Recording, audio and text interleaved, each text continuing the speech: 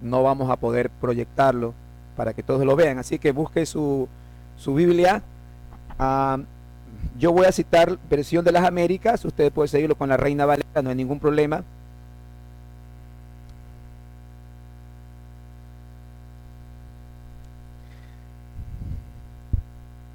Bien, quiero yo compartir este mensaje con ustedes. Un mensaje que tiene que ver mucho con el pastoreo bíblico.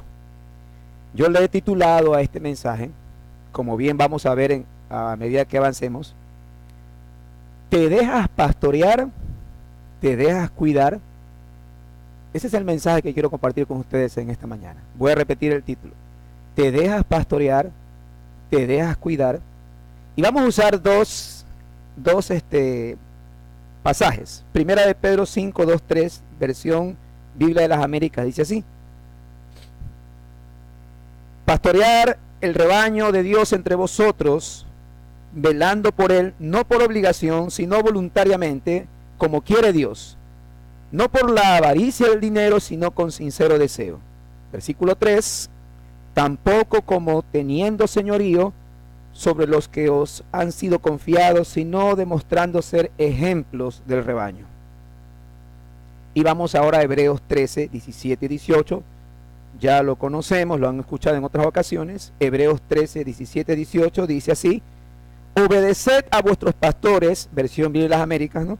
Obedeced a vuestros pastores y sujetaos a ellos, porque ellos velan por vuestras almas como quienes han de dar cuenta.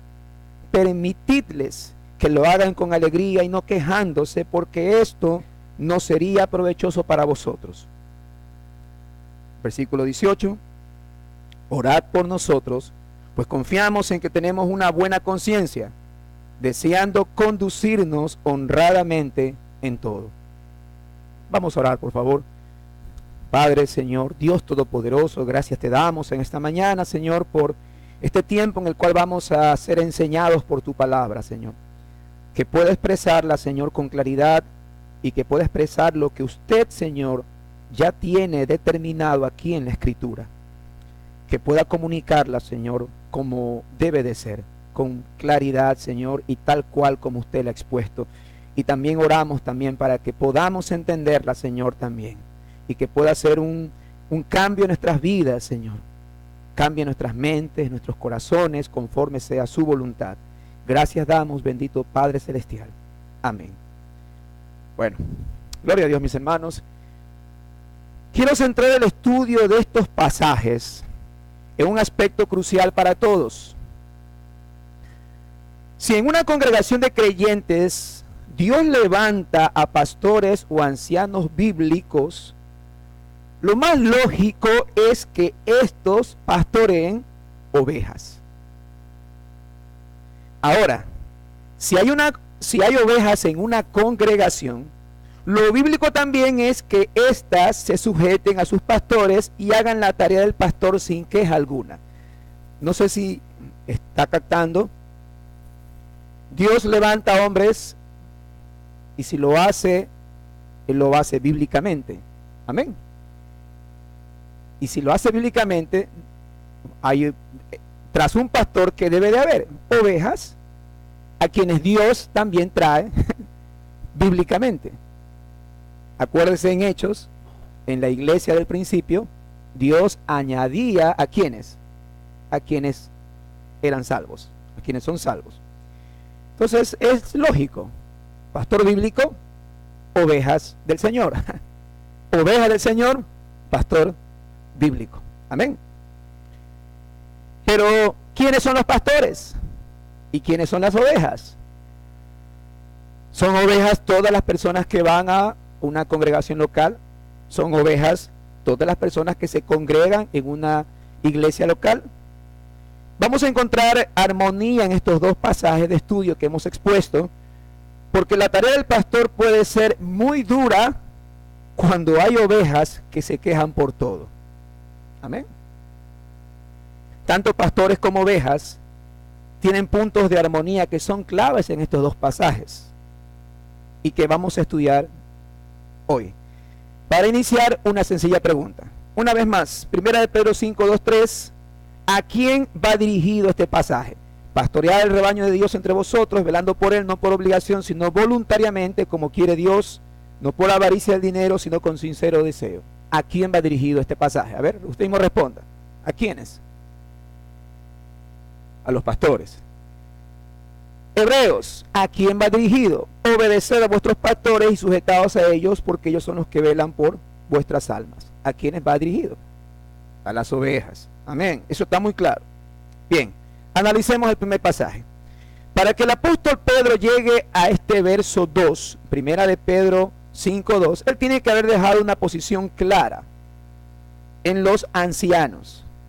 No vamos a hablar hoy de los requisitos de los ancianos bíblicos, porque ya en cierta manera estamos familiarizados con ellos en esta iglesia local. Este es un proceso de ordenación que hemos tenido de casi un año. Estamos algunos, la mayoría, familiarizados con esos requisitos que están en 1 Timoteo 3 y en Tito. Deducimos, según lo que dice la Escritura, que el apóstol Pedro se está dirigiendo a los ancianos. ¿Y por qué? Sencilla razón. Observemos el versículo previo, 1 de Pedro 5:1.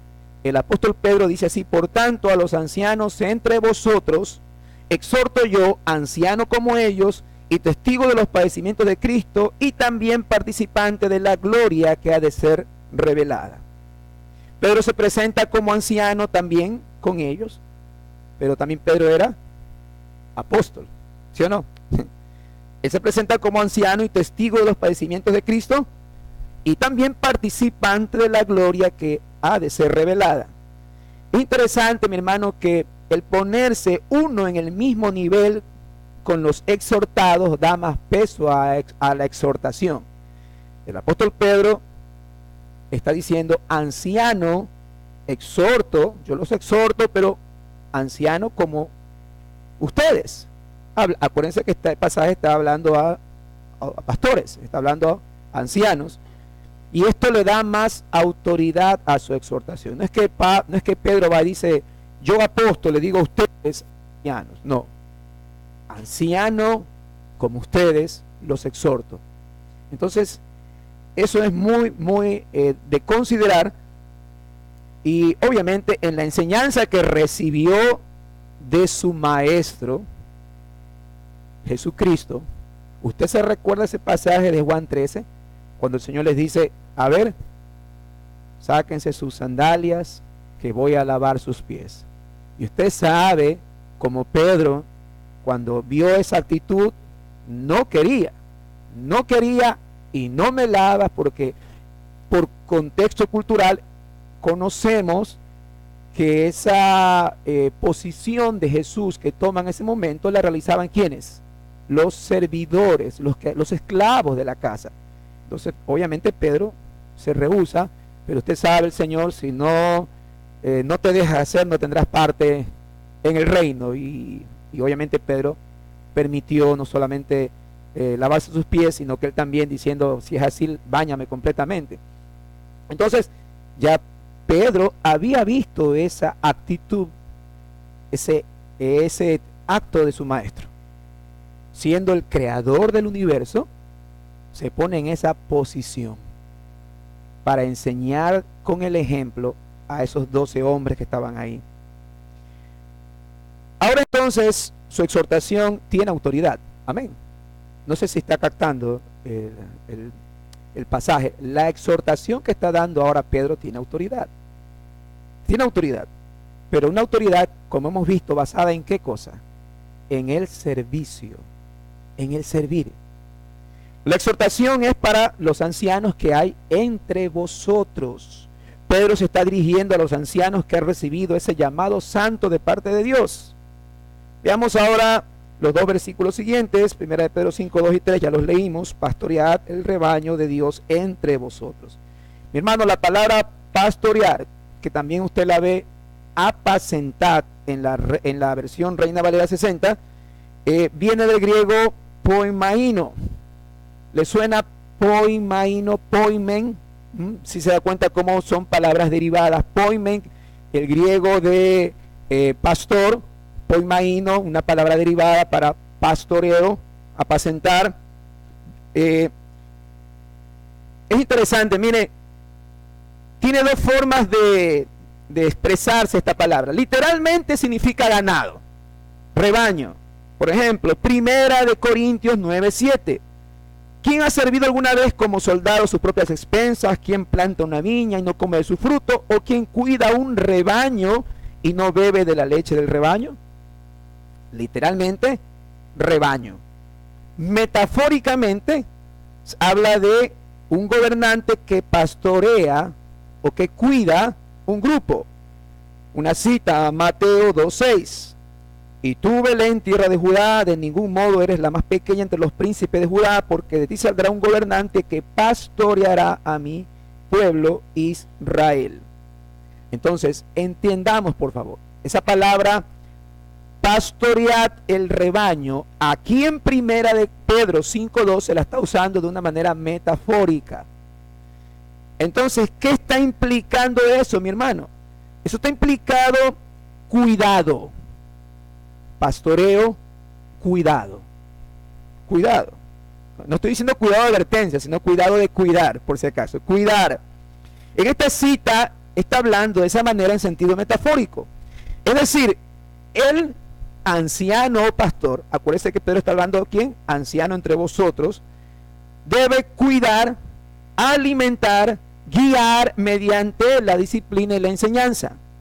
El anciano pastor bíblico va a responder al llamado de Jesús, así como Pedro lo recibió, así también responderá aquel a quien Dios llame. Entonces, si está entendiendo, metafóricamente, el anciano cuida, los ancianos cuidan, alimentan, guían, así como el Señor se lo mostró a Pedro, cuando en Juan 21:16 lo llamó y le dijo, y volvió a decirle por segunda vez, Juan 21:16, Simón, hijo de Juan, ¿me amas? Pedro le dijo, sí, Señor, tú sabes que te quiero. Jesús le dijo, pastorea mis ovejas. Yo estoy más que seguro que en ese momento Pedro todavía no entendía lo complejo de esta palabra, el alcance de esta palabra. Pedro estaba siendo restituido.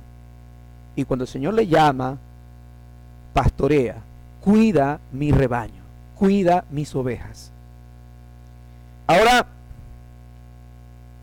¿qué pastorea el pastor?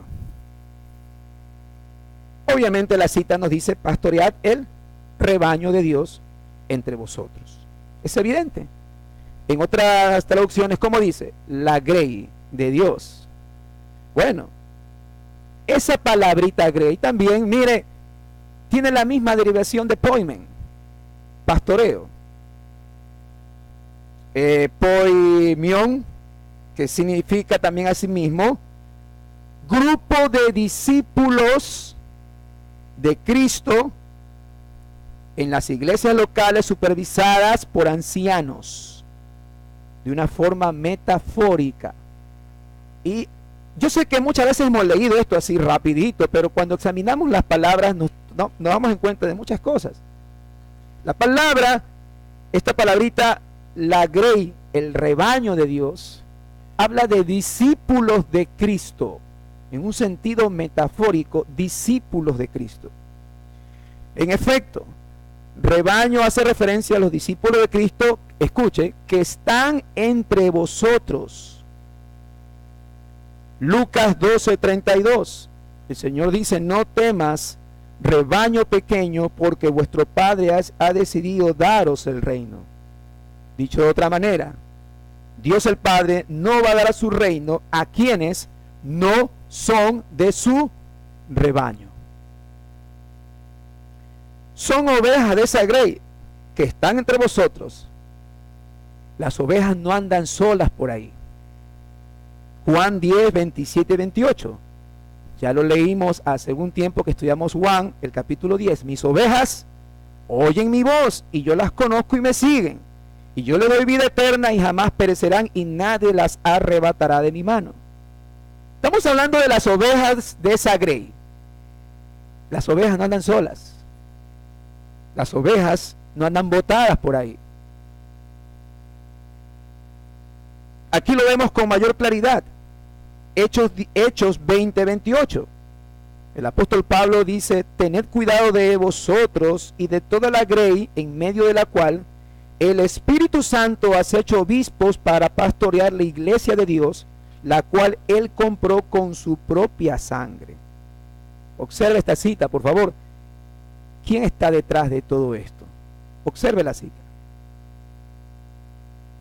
Tened cuidado de vosotros y de toda la grey, en medio de la cual el Espíritu Santo os ha hecho obispos para pastorear la iglesia de Dios, la cual él compró por su propia sangre. ¿Quién está detrás de todo esto? Dios. ¿Quién está detrás de todo esto? El Espíritu Santo. Dios hace obispos, levanta hombres de Dios y también determina ovejas. Ovejas que fueron compradas, como usted ve ahí, ¿a qué costo? Precio de sangre. Porque sabe, mi hermano, puede haber pastores que tengan su propio rebaño.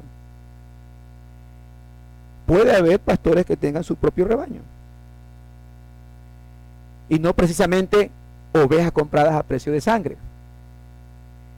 Yo quiero que trate de entender la conclusión o la secuencia lógica de esto. Pastores bíblicos, ovejas del Señor. Pero también puede haber pastores con un grupo de ovejas que no son del Señor. Eso lo vamos a ver. Eso lo encontramos a diario. En este tiempo estamos viviendo eso. Juan 10:11, el Señor dice: yo soy el buen pastor da su vida por las ovejas. Eso es lo que recibimos los hombres de Dios en cuanto al llamado del Señor. El buen pastor da su vida por las ovejas. Ahora, ya que hemos examinado de alguna manera los pastores, la grey, ahora, ¿cómo debe ser ese pastoreo? En base a 1 de Pedro 5:2.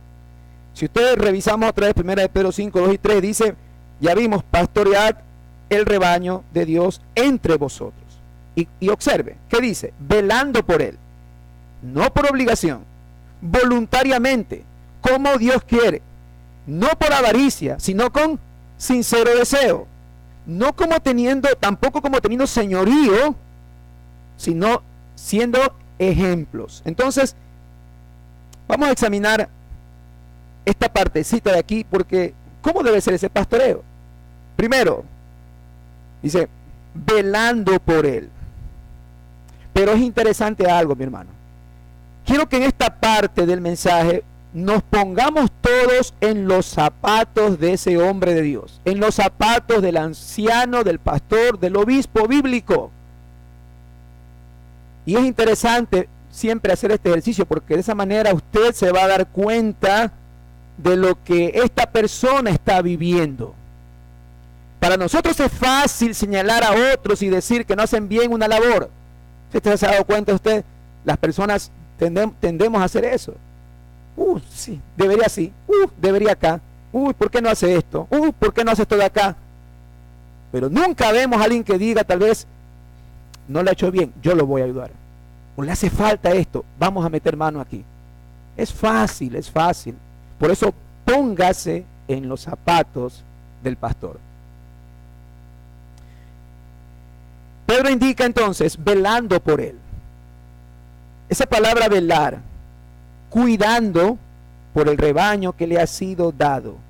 El original, que se traduce como velar, viene del griego episcopeo, literalmente mirar sobre vigilar, supervisar, tener cobertura sobre, vigilando. Esto implica una labor diligente de constante vigilancia. De aquí viene la palabra obispo. Acuérdese que las tres palabras para la misma persona: obispo, pastor y anciano.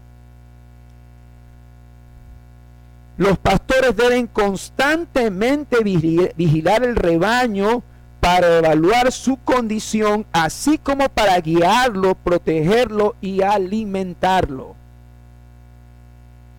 Es algo constante. No es algo que se hace cada domingo. Mire que estamos evaluando ahorita cómo es el pastoreo.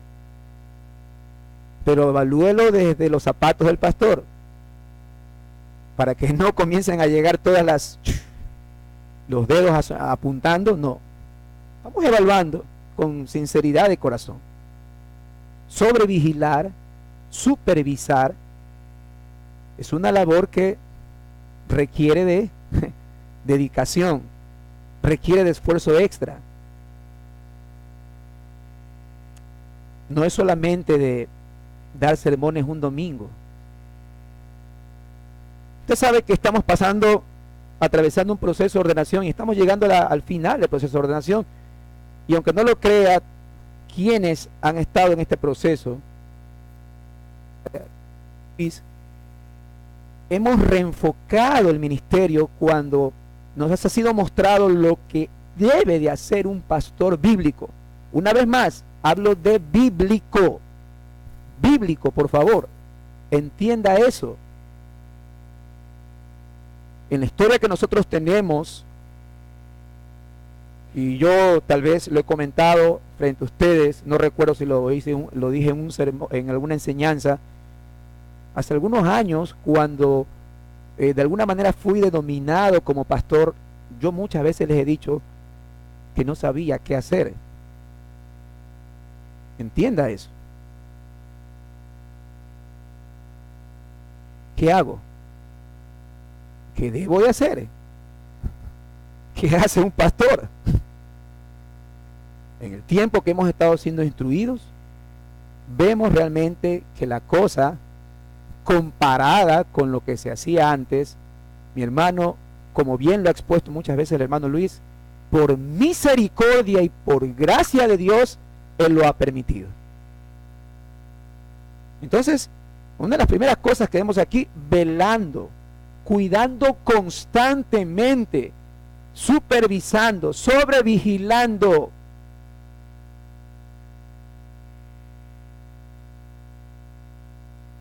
Esto implica, como dijimos, una labor diligente.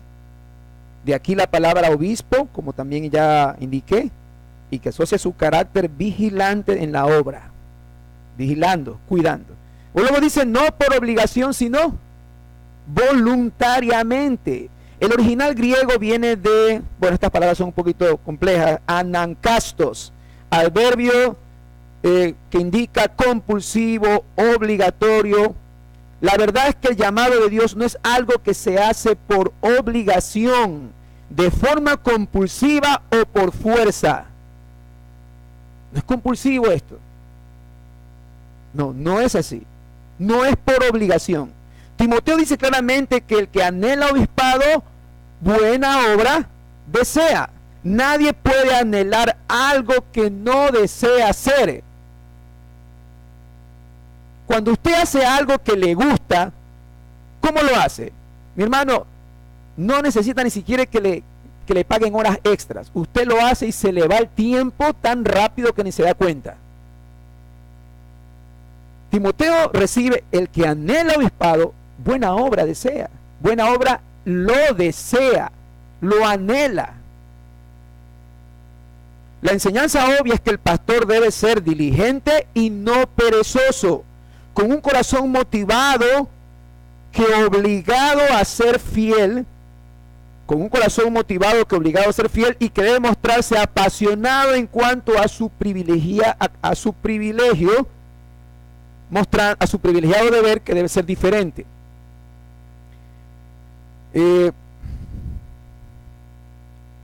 ¿Motivado en base a qué? De lo que ha recibido de parte de Dios. No obligado. Uy, Dios carga y que esto y que lo otro. Y que a lo mejor la labor se hace pesada. Y bueno, yo a veces no tanto uso esa palabra motivación porque la verdad que eso suena bastante más a algo humanista, porque usted sabe que ahora la motivación por aquí, motivación por acá, y cuando la gente está motivada hace cosas excelentes, pero cuando cae la motivación se va todo al piso. Pero sí debe estar claro algo. Es algo que anhela en su corazón. Cuando el corazón está lleno de Cristo y se encuentra movido por el amor ágape de Dios hacia las almas que le han sido encomendadas, existe mucha compulsión interior que imposibilita cualquier necesidad de presión de motivación externa. Dicho de otra manera, mi hermano, si realmente el Señor está desde su corazón llevando a ese hombre de Dios a hacer esa obra, cuando vengan los tiempos difíciles, ¿qué va a pasar? ¿Qué va a suceder? Estamos examinando, por eso digo, póngase en los zapatos de un hombre de Dios. ¿Usted cree que él necesita ser motivado de vez en cuando? ¿O usted cree que necesita que, bueno, de alguna manera motivado externamente? No. Solamente Cristo puede trabajar dentro del corazón para hacer que ese hombre de Dios siga adelante. Yo sé que la mayoría tal vez está familiarizada con la historia de Moisés en este tiempo. Tal vez por lo que está pasando por la televisión. Y aún así, vaya a las Escrituras y vea por qué la Biblia dice de Moisés que era el hombre más manso de toda la tierra. Usted sabe todas las cosas que tiene que pasar y mantener esa actitud, pero motivado ¿por quién? Por Dios mismo. Por Dios mismo. Y ya vamos a ver un poquito más de eso. Entonces, esto no es algo obligado. Oh, ya tengo que hacer, no. Esto es algo que Dios mismo lo trabaja desde el corazón del hombre de Dios. Por eso, intrínsecamente, no necesita una motivación externa, no. Dios trabaja en el mismo corazón de este hombre de Dios. Entienda eso.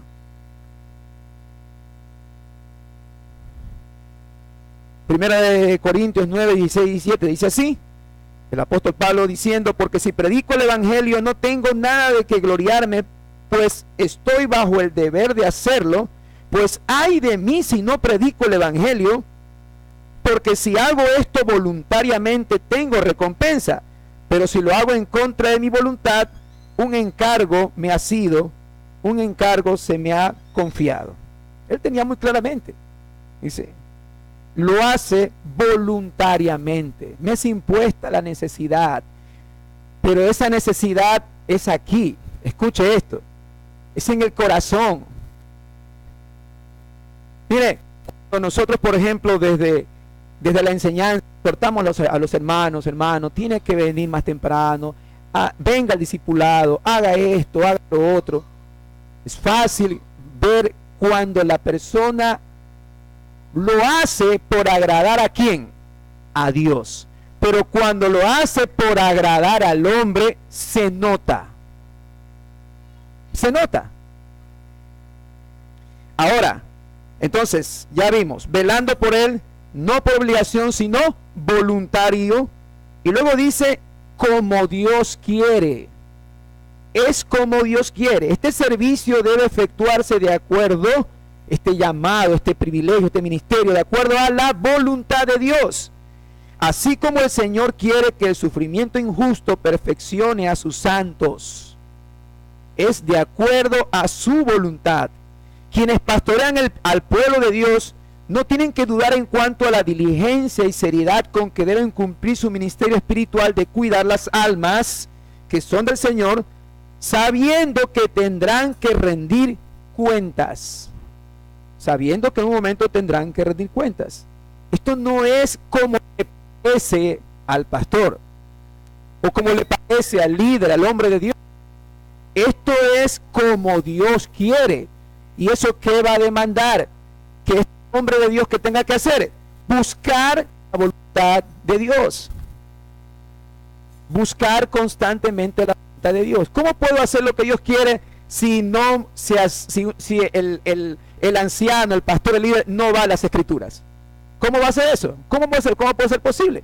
Usted entenderá entonces por qué hay muchas congregaciones donde se está haciendo algo que no va de acuerdo a la voluntad de Dios. Porque todo parte ¿de dónde? De a quien Dios ha dejado al frente. Es como Dios quiere. Luego dice, con sincero deseo y no por avaricia del dinero. Otro peligro que advierte las Escrituras es que se sientan movidos a hacer la obra por el dinero o los beneficios materiales que éste pueda dar. La palabra original que se usa para esto es aiskrokerdos, que significa ansia de ganancias deshonestas. Escuche esto, ansia de ganancias deshonestas. Ansia de ganancias deshonestas va más allá de la sola búsqueda de riquezas y habla de la vergonzosa adquisición de estas. Los pastores nunca usarán su ministerio para robar el dinero de las ovejas o para adquirirlo con deshonestidad.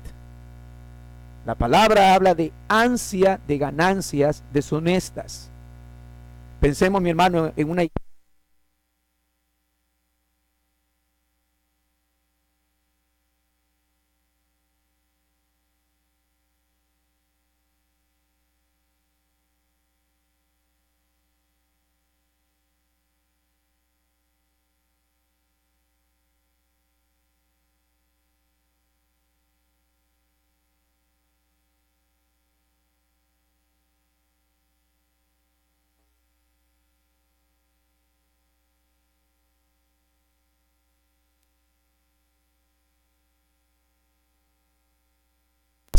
que se disfrazan como siervos de Dios con el fin de enriquecerse y quitar el dinero a sus víctimas. Víctimas. Así. Dos citas tengo aquí, Isaías 56:11. El Señor lo advierte claramente. Y los perros son voraces, no se sacian. Y ellos son pastores que no saben entender. Todos se han apartado por su camino. Cada cual hasta el último busca su propia ganancia. Mire cómo lo llama el Señor. Perros voraces que no se sacian. Miqueas 3:11. Sus jefes juzgan por soborno. Sus sacerdotes enseñan por precio. Sus profetas adivinan por dinero y se apoyan en el Señor diciendo, ¿no está el Señor en medio de nosotros? No vendrá sobre nosotros mal alguno. Ahora, para Dios es claro esto. Si se da cuenta usted, mi hermano, mire la forma como Dios considera, y por eso nosotros hablamos de la conducta típica de quienes, de los falsos maestros.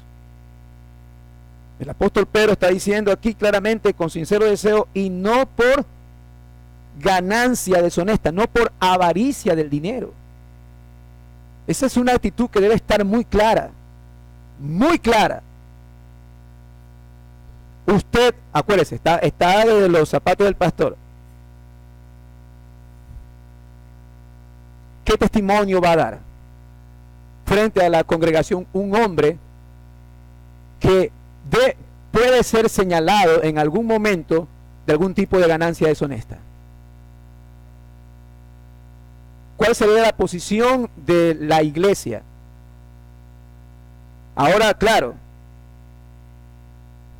la forma como se guarda también a estos hombres de Dios muchas veces es por medio de la rendir cuentas. Generalmente cuando un hombre que está al frente no rinde cuentas, ¿quién lo controla? ¿Quién lo hace? Un hombre de Dios va a permitir rendir cuentas. Esto no se trata de decir, no, esto no. ¿Por qué lo vas a hacer? ¿Quién te da esa autoridad?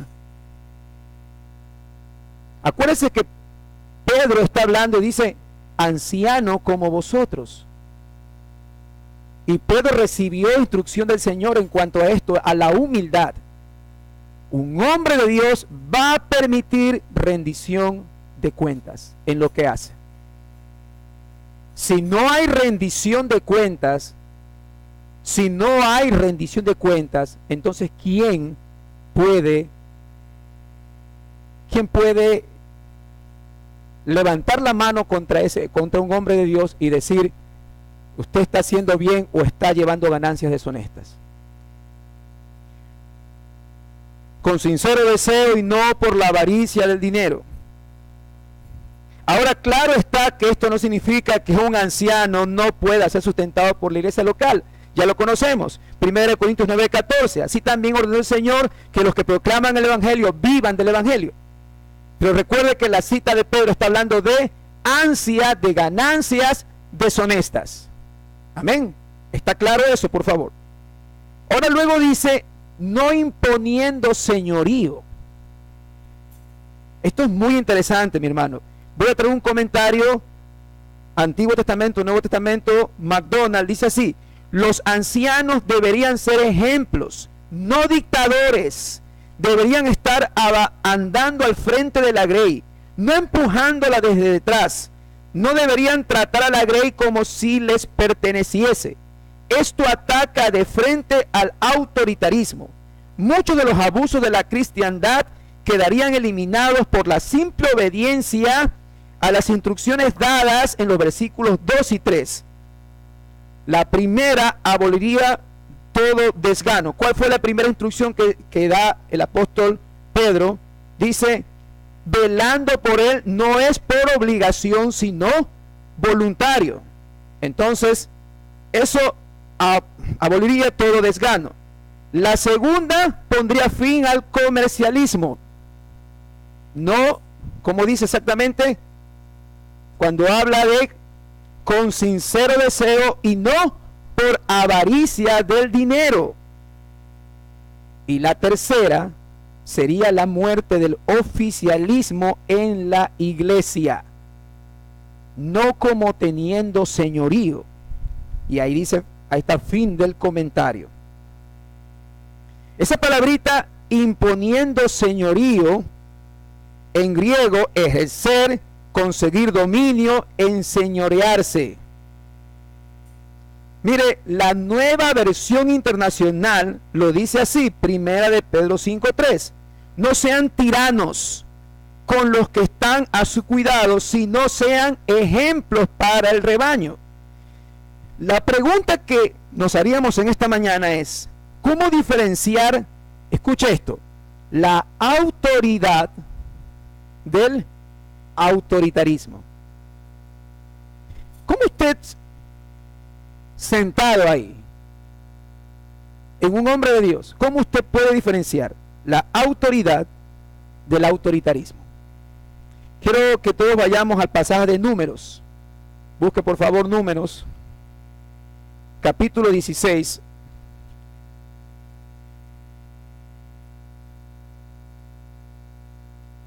Números, capítulo 16. Vamos a leer todo el capítulo de una manera rápida y vamos a ir examinando. Antes de leerlo, por favor, para mí es importante, mi hermano, esto. Es fácil cuando en una congregación el líder que está al frente, el anciano, el pastor, pueda ser señalado de autoritarismo. Vamos a leer entonces, dice así, la escritura. Dice así, Coré, hijo de Izar, perdón, dije, sí, 16, perfecto. Coré, hijo de Izar, hijo de Coat, hijo de Leví, y de Datán y Abirán, hijos de Eliab, y On, hijo de Pelet, de los hijos de Rubén, tomaron gente. Hay solamente, porque hay un poco de nombres. Coré, levita, un levita. ¿Usted sabe quién eran los levitas? Los encargados del santuario, el ministerio, escogidos por Dios para esa función, levitas. Y aparte tenemos a Datán y Abirán, hijos de Eliab, de la tribu de Rubén, tomaron gente. Y se levantaron contra Moisés con 250 varones de los de Israel, príncipes de la congregación, de los del consejo, varones de renombre. Hay una pausa. Cuando usted lee la palabra príncipes de Israel, estamos hablando de líderes. ¿Cuántos eran? 250. Y se juntaron, versículo 3, contra Moisés y Aarón y les dijeron, estoy leyendo la versión Reina Valera, y se juntaron contra Moisés y Aarón y les dijeron, basta ya de vosotros, porque toda la congregación, todos ellos son santos, y en medio de ellos está Jehová. ¿Por qué pues os levantáis vosotros sobre la congregación de Jehová? Examinemos esa pregunta rápidamente. ¿Son santos la congregación de Jehová? A ver, ¿cómo dice el Señor en Éxodo cuando habla de su pueblo? Una congregación, Él levanta un pueblo santo. O sea que lo que estaba diciendo estos hombres era verdad. ¿O estaban diciendo algo incorrecto? Estaban diciendo una verdad. Dice, basta ya. Versículo 3, estaba leyendo, ¿no? Todos ellos son santos y en medio de ellos está Jehová. ¿Por qué pues os levantáis vosotros sobre la congregación de Jehová? Versículo 4, cuando oyó esto Moisés, se puso sobre su rostro y habló a Coré y a todo su séquito diciendo, mañana mostrará Jehová quién es suyo y quién es santo, y hará que se acerque a él a quien él escogiere, él lo acercará así. Eso es lo que determina Moisés. Moisés le dice, perfecto, mañana. ¿Habló a quién? A Coré, el levita. Mañana Dios mismo, Jehová mismo indicará quién es suyo y quién es santo, y hará que él se acerque a él. Versículo 6. Haced esto, les dice Moisés, tomad incensarios, Coré y todo su séquito, y poned fuego en ellos, y poned en ellos incienso delante de Jehová, y el varón a quien Jehová escogiere, aquel será santo. Esto os baste, hijos de Leví. Una pequeña pausa ahí para entender algo. Escuche, tomando un poquito de la historia, ¿quién era el sumo sacerdote? Aarón. Aarón era el sumo sacerdote. Ahora, sacerdotes como Aarón eran sus 4 hijos. Dios había determinado que Aarón sea el sumo sacerdote y sus hijos sacerdotes. ¿Cuál era la demanda de Leví? Si usted se da cuenta, ¿qué les dice Moisés? Bien, ¿qué van a hacer ustedes? Ustedes van a traer el incensario, van a traer las vestiduras, es decir, ustedes quieren, ¿qué es lo que estaba queriendo usurpar Coré? El sacerdocio. Escucha eso. El sacerdocio. Entonces vamos a seguir leyendo. Le dice, versículo 7, pongan fuego, ponen incienso delante de Jehová, mañana llevarán a quien Jehová escogiere, aquel será santo y esto os baste. Versículo 8, dijo más Moisés a Coré, oíd ahora, hijos de Leví, ¿os es poco que el Dios de Israel os haya apartado de la congregación, acercándonos a él para que ministréis en el servicio del tabernáculo de Jehová? Y estáis delante de la congregación para ministrarles. Es decir, está diciendo, ¿por qué toman en poco lo que han recibido de parte de Dios? Los levitas, una vez más, eran los encargados del ministrar el santuario. Ministrar el santuario. Había un sumo sacerdote que era Aarón. Había sacerdotes que eran los hijos de Aarón. Los levitas, ¿qué es lo que hacían? Ministrar el santuario. ¿Y qué les dice Moisés? ¿Por qué toman en poco eso? ¿Por qué quieren el sacerdocio ustedes? Si ya tienen lo que recibieron de parte de Dios, que era cuidar del santuario, ministrar el santuario. Versículo 10. ¿Y qué te hizo acercar a ti y a todos tus hermanos, los hijos de Leví, contigo? Hablando de Coré. ¿Procuráis también el sacerdocio? ¿Sí ve la pregunta de Moisés? ¿Quieres también el sacerdocio? ¿Quieres lo que Dios le dio a Aarón? Por tanto, tú y todo tu séquito sois los que os juntáis contra Jehová, pues Aarón, ¿qué es para que contra él murmuréis? Aarón, sumo sacerdote. Versículo 12. Y envió Moisés a llamar a quién más. ¿A quién más llamó? ¿A quién más estaba implicado en esta rebelión, en este motín, como se conoce también? Dice Datán y Abirán, hijos de Eliab. Y cuando los llaman, ¿qué responden ellos? No iremos allá. Versículo 13. es poco que nos has... Miren lo que les dice, hablando a ellos a Moisés, escuche esto y léalo. Es poco que nos hayas hecho venir de una tierra que destila leche y miel para hacernos morir en el desierto, sino que también te enseñorees de nosotros imperiosamente. Piensa en esas palabras. ¿Qué le está diciendo estos dos hombres? Es poco que nos hayas sacado de Egipto. Para ellos, Egipto era la tierra que fluye leche y miel. Para que nos traigas a este desierto, para que te enseñorees de nosotros imperiosamente. ¿Sí se da cuenta? Dice, versículo 14, ni tampoco nos has metido tú en esta tierra que fluye leche y miel, ni nos has dado heredades, tierras y viñas. ¿Sacarás los ojos de estos hombres? No subiremos. ¿Qué es lo que le está diciendo? Nos traes este desierto. Aquí no es una tierra que fluye leche ni miel. No hay heredades, no hay viñas. ¿A eso nos traes? ¿Nos sacarás los ojos para que vengamos aquí? No iremos.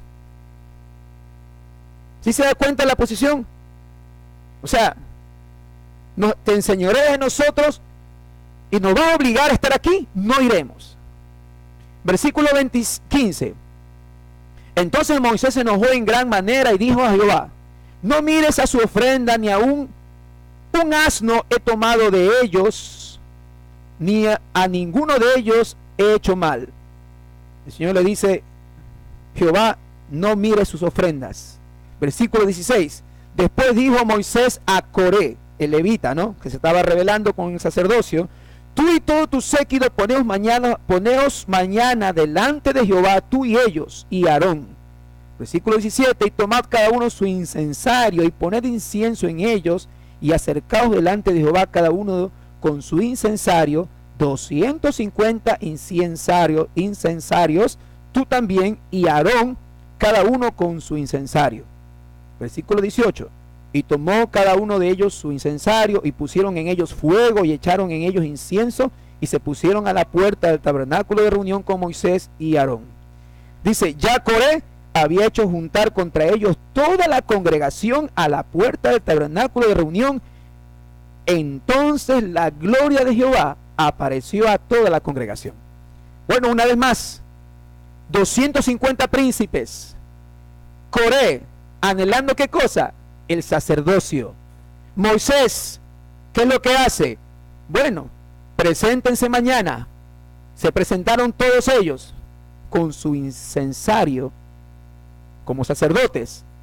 ¿Y qué más había venido ese día? Toda la congregación había venido para este asunto.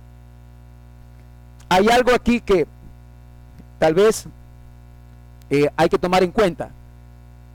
Escuche esto. Ya Jehová para este tiempo ya había determinado, escuche, que ellos no iban a entrar en Canaán y que iban a estar 40 años dando vueltas. Tal vez esto de aquí sería ampliarlo un poquito, pero quiero que tomen en cuenta algo. Jehová ya había determinado que ellos no iban a entrar en Canaán, sino ¿quiénes? Aquellos menores ¿a quién? A 20 años. Esto es un poquito de historia bíblica para tener una idea. Entonces, si esos hombres iban a morir en el desierto, lo más lógico es que se busquen a otro líder y se regresen a donde ellos quisieran. Humanamente podríamos pensar eso, ¿sabe? Humanamente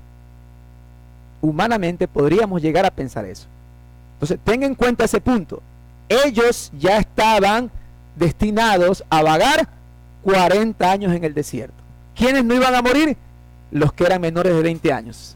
¿Usted se imagina estar detrás de un líder donde, digo, si nos ponemos en ese tiempo, ¿quiénes se salvarían aquí? A ver, ¿quiénes son? Levanten la mano los que son menos de 20 años. Levanten la mano, ¿quiénes son menos de 20 años? Y los chicos, ¿no? Ya. Levanten la mano los que son más de 20 años para arriba. Todos los que son de 20 años para arriba. Escuche esto. Todos ustedes van a morir en el desierto. ¿Y sabe qué? Están siguiendo a un hombre que Dios ha levantado y que les está diciendo que van a morir en el desierto. ¿Usted cree que más de alguno no se sentirá tentado a decir, este líder, como decimos nosotros, se chanfleó? Está loco. Vea cómo termina todo. Y tal vez usted conoce la historia. Observe. ¿Dónde me quedé? Versículo 19. 20, vamos al 20. Y Jehová habló a Moisés y a Aarón diciendo, mira lo que dice el Señor. Apartaos de entre esta congregación y los consumiré en un momento. ¿Qué hicieron ellos? Se postraron sobre sus rostros y dijeron, Dios de los ejércitos de toda carne, ¿no es un solo hombre el que pecó? ¿Por qué airarte con toda la congregación? Entonces Jehová habló a Moisés diciendo, habla a la congregación y diles, apartaos de alrededor de las tiendas de ¿quiénes? De Coré, Datán y Abirán. Moisés se levantó, fue a Datán y a Abirán, y a los ancianos de Israel fueron en pos de él, y le habló a la congregación diciendo, hey, apartaos, salgan de ahí. Versículo 27, y se apartaron de las tiendas de Coré, de Datán y Abirán en derredor, y Datán y Abirán salieron y se pusieron a las puertas de sus tiendas con sus mujeres, sus hijos, sus pequeñuelos. Y dijo Moisés, y con esto vamos cerrando esta partecita de aquí, en esto conoceréis que Jehová me ha enviado para que hiciese todas estas cosas. Escuche esto, porque esto es clave. En esto conoceréis que Jehová me ha enviado para que hiciese estas cosas, y que no las hice por mi propia voluntad. Si como mueren todos estos hombres, mueren estos, o si al ser visitados siguen la suerte de todos los hombres, Jehová no me envió. Es decir, ¿cómo habían muerto antes aquellos que se rebelaron? Muchas veces murieron por espada. Así murieron.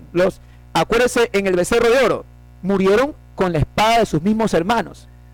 Pero ¿qué dice Moisés? Versículo 30. Mas si Jehová hiciere algo nuevo, y la tierra abre su boca, y los tragare con todas sus cosas, y descendieran vivos al Seol, entonces conoceréis que estos hombres irritaron a Jehová. Es decir, Moisés dice, si ellos irritaron a Dios, Dios va a hacer algo nuevo. ¿Y qué cree que pasó? Versículo 31. Y aconteció que cuando cesó de hablar estas palabras, ¿qué sucedió? La tierra se abrió. Dice, versículo 32, y los tragó a ellos, y todas sus casas, a todos los hombres de Coré, y todos sus bienes, y todos ellos, y todo lo que tenían, descendieron vivos al Seol, y los cubrió la tierra, y perecieron en medio de la congregación. Y todo Israel, al escuchar el grito de ellos, salieron huyendo, porque decían, nos trague también a nosotros la tierra. Salió también fuego delante de Jehová, y consumió a quienes, a los 250 hombres que estaban pidiendo ¿qué cosa? Sacerdocio. Regreso a la pregunta, porque yo creo que la historia es muy clave en cuanto a esto. ¿Cómo usted distingue, mi hermano, la autoridad del autoritarismo? Tomando en cuenta este pasaje, que lo hemos examinado un poquito así por el tiempo. Yo se lo voy a decir tal vez. La autoridad de Moisés venía de parte de Dios y su obediencia a su voluntad. El autoritarismo sería ignorar la voluntad de Dios y hacer lo que bien le pareciere al que ejerce poder por su propia iniciativa. ¿Sí se da cuenta? Podía haber sido descabellado, y es verdad. Moisés ya perdió el juicio, pero ¿sabe qué? Dios estaba respaldando esa autoridad. Amén. Por eso le digo, y retomando lo que quiero mostrarles en esta mañana, si Dios levanta en una congregación un hombre, un pastor, un anciano bíblico, estamos hablando de bíblico, es porque Dios está respaldando esa autoridad. Ahora, claro, ese hombre va a estar al frente de todos. Y por eso la escritura que dice muy claramente, si Dios anhela un obispado, buena obra desea, pero es necesario que sea irreprensible. En el momento que este hombre de Dios deja de ser irreprensible, comienza a ser señalado, eso habla de rendición de cuentas claras, y eso habla precisamente de que tiene que a lo mejor en algún momento de su vida, dependiendo de cada caso, a lo mejor tener un tiempo de descanso, dejar ese llamado, porque es muy clara la escritura. Estamos hablando de un hombre de Dios que hace la voluntad de Dios y finalmente ejemplo de la grey. Ejemplo de la grey. Una cita de Charles Spurgeon, el gran predicador, que el principal sermón de tu vida lo prediques con tu conducta. Hablando para aquel hombre de Dios. La segunda manera de cómo debe pastorear es siendo ejemplos. Por esto los pastores deben participar lo suficiente de la vida del rebaño a fin de que puedan implantar como la palabra literal ejemplo, modelo o patrón a seguir. Cada uno, mi hermano, muchas veces, no solamente los que nacemos en una iglesia, los que vienen de otra iglesia, vienen con muchas cosas incorrectas. Vienen con muchas deducciones no bíblicas. Pero si no tienen un patrón, un modelo, un ejemplo a seguir, ¿cómo pueden ser corregidos? Eso implica que el hombre de Dios debe ser, mi hermano, apegado a las escrituras para que realmente sea un patrón, un modelo a imitar. El apóstol Pablo dice en Filipenses 3:17, hermanos, sed imitadores imitadores míos, y observad a los que andan según el ejemplo que tenéis en nosotros. Amén. El ejemplo lo van a ver en el hombre de Dios, a quien Dios ha puesto en esa congregación. Luego, tal vez no tengan que ver ya al hombre que está al frente o a los pastores que están al frente, sino ver a quién. A cada uno de ustedes. Va a venir a alguien que está nuevo en las cosas de Dios, creciendo en el Señor, y no solamente va a haber un ejemplo en el que esté en el liderazgo, sino que lo va a ver ¿en dónde? En cada uno de ustedes, porque ustedes han seguido el ejemplo de quien Dios ha puesto adelante, y obviamente el hombre que ha puesto adelante sigue el ejemplo de Cristo. Si se da cuenta, a la final, el ejemplo que imitamos, ¿de quién es? De nuestro Señor Jesucristo. Amén. En la obra de Dios, los líderes no llegan a esa posición sobre la base de popularidad o atractivo personal o elocuencia. Llegan a esa posición sobre la base de ser fieles en cuanto al llamado y al servicio de Dios. Y eso es lo que ustedes tienen que ver constantemente, por favor. ¿Sabe que el primer evaluado aquí es quien les habla? Tenemos un poquito de tiempo más.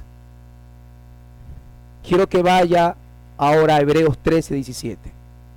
Ahora que ya tenemos una idea del pastoreo bíblico que Dios demanda, ¿qué dice Hebreos 13:17, versión Biblia de las Américas?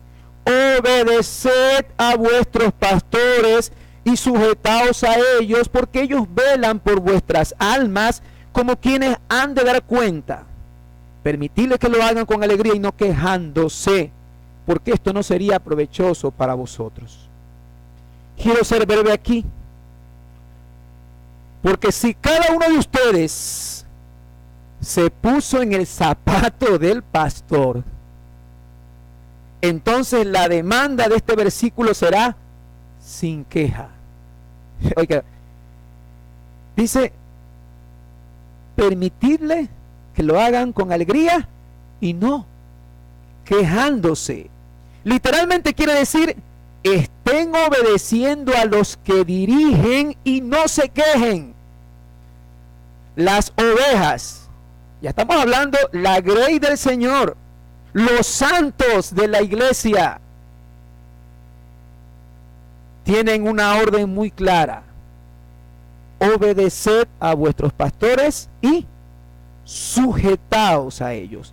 Estos hombres actúan como representantes de Dios en la asamblea de la iglesia y tienen esa autoridad puesta por Dios.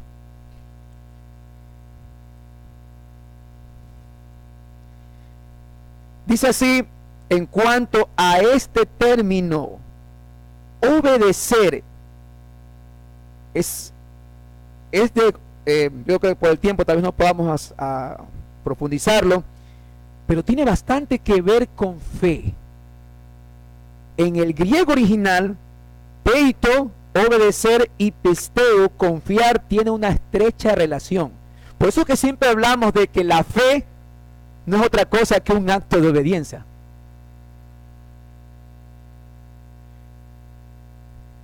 En Hebreos 13:18, por ejemplo, dice así: y a quienes juró que no entrarían en su reposo, sino a los que fueron desobedientes. Hebreos 13:18, el Señor está diciendo, mire, todos ellos fueron bautizados. ¿Se recuerda Israel? Pasaron por el Mar Rojo, fueron bautizados, recibieron el maná. ¡Ey! Dios aparecía ahí. Ahí, uno se asomaba tal vez por la ventana y venía bebía, ¿qué cosa? La columna. O Dios aparecía en el Sinaí y los truenos, el estruendo, las voces de las bocinas. Dios estaba ahí. Sin embargo, esta cita dice que a quienes juró que no entrarían en su reposo. ¿Por qué? Porque fueron desobedientes. Aquí la desobediencia de los israelitas era evidencia de la incredulidad. La fe es del corazón, invisible a los hombres. La obediencia pertenece a la conducta y puede ser observada. Cuando una persona obedece a Dios, da con ello la única evidencia de que su corazón cree en Dios. Hemos hablado bastante de esto. Yo creo en Jesús, yo creo en el Señor. Pero si ese creer no te mueve a obediencia, entonces una evidencia muy clara de que no estás creyendo. Es decir, sencillamente que alguien que obedece está demostrando que alguien que obedece está demostrando ser parte de la grey de Dios. ¿Sí o no? Entendamos esa parte lógica. ¿Cómo lo dice una vez más? Obedeced a vuestros pastores y sujetaos. Amén. La Nueva Traducción Viviente, escúchelo, dice así: obedezcan a sus líderes espirituales y hagan lo que ellos dicen. Su tarea es cuidar el alma de ustedes y tienen que rendir cuentas a Dios. Denles motivos para que lo hagan con alegría y no con dolor. Esto último ciertamente no los beneficiará a ustedes. Los líderes, quienes están al frente, ellos tendrán que dar cuenta a Dios. Lo harán o bien, escucha esto, con alegría o quejándose, dependiendo del crecimiento espiritual de la iglesia, de quienes han sido encomendados. A la final, si lo hacemos con tristeza, ¿usted cree que si somos un cuerpo de Cristo, todos seremos afectados? ¿Qué les quiero decir? Si se quejan, si tenemos una iglesia que se queja por todo, vamos a tener un líder. A ver, usted mismo deduzca: cansado, fatigado, como decimos nosotros, cabezón, tenso. ¿Y usted cree que solamente es el líder quien recibe esto? ¿Qué dice aquí? Mire, háganlo con alegría y no quejándose, porque al final esto no sería provechoso para vosotros. Todos recibimos, como somos una unidad, la analogía de Pablo del cuerpo de Cristo es excelente, y siempre lo digo: pínchese un dedo, ¿acaso el cuerpo no va a sufrir? todo el cuerpo sufriría.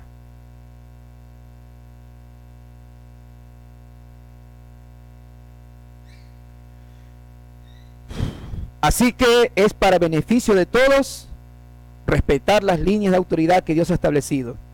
De ahí la pregunta del sermón, mis hermanos: ¿te dejas pastorear? ¿Te dejas cuidar? ¿Quieres ver fatiga y dolor en tus líderes? A la larga no sería provechoso para todos. Ustedes deben permitir ser capacitados, y al ser capacitados edifican el cuerpo de Cristo, su iglesia.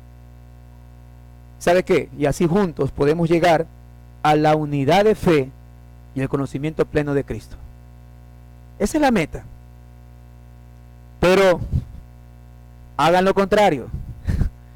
Rechacen la instrucción, rechacen la exhortación, rechacen la corrección. No edificarán la iglesia y no llegaremos nunca a la unidad de fe y conocimiento que quiere el Señor. Y esto será aflicción para todos. No será provechoso para nadie. Finalmente, ¿cuál es la petición de los líderes? Hebreos 13:18. Orad por nosotros,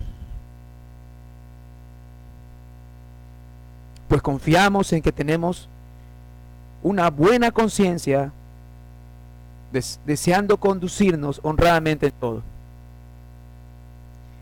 Quien les habla, mi hermano,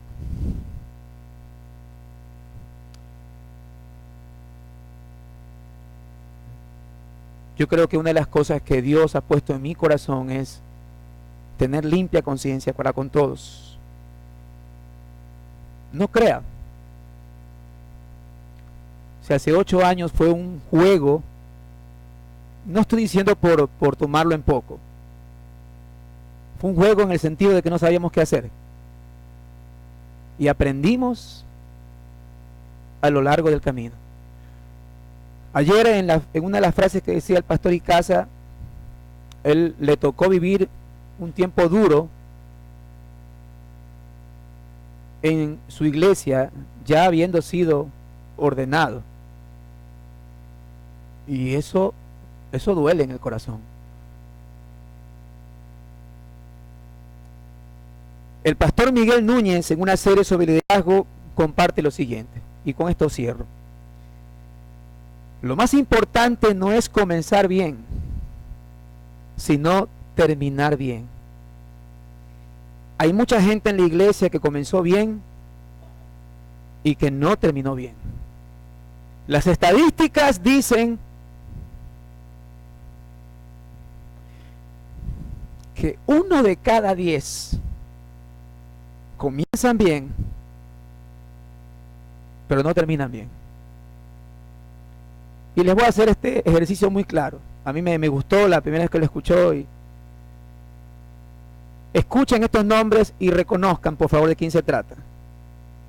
Samúa, Zafat, Igal, Palti, Gadiel, Gadi, Amiel, Setur, Nabi, Jeuel. ¿A dónde han escuchado esos nombres? ¿Les suena?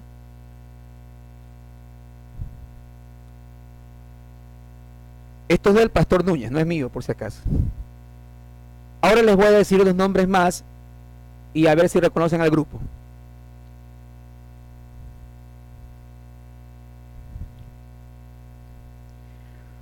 Josué y Caleb.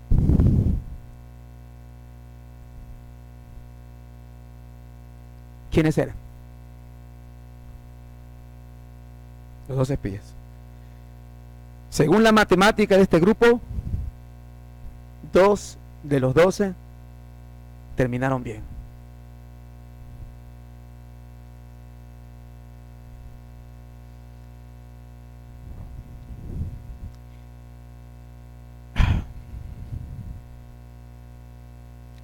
El apóstol dice: oren por nosotros. Sabe que esa estadística, la verdad me asusta. Oren. Vamos a orar.